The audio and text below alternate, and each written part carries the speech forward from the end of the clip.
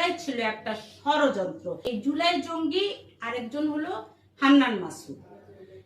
হান্নান মাসুদ বলে কিনা যে স্বাধীনতার 30 বছর। তো তোর তো বেটা 30 বছর এখনো হয় নাই। সবচেয়ে কম বয়সী সংসদ সদস্য হলে তো অনেক বড় কিছু হয়ে যাওয়া যায় না। তিনি গুনে গুনে বের করেছেন, আল্লাহ জানে কোন ক্যালেন্ডার তিনি গুনেছেন, স্বাধীনতা নাকি 30 বছর।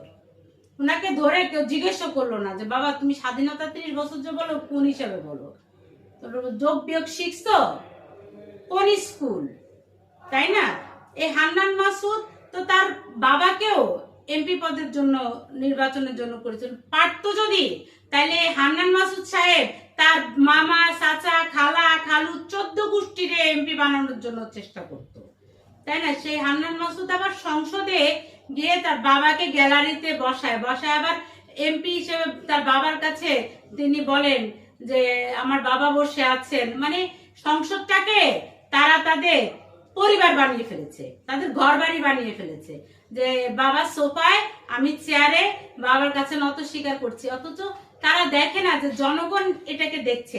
সংসদটাকে তারা হাসির পাত্র বানিয়ে ফেলেছে। তারা বলতে চায় যে জেনজিরা 72-এর সংবিধান মানে না। আরে হান্নান সাহেব, আপনি কি 72-এর সংবিধানটা একবার পড়ে দেখেছেন? ছেলেটা তো শুদ্ধ ভাষা কথাও বলতে পারে না, দেখেন এই জুলাইয়ে তার আঙ্গুল ফুলে কলা গাছ হয়ে যাওয়ার আগে সে বলেছিল যে গ্রামের ভিতরে সবচেয়ে যে ভাঙাচোরা ঘরটা সেটা হলো তার।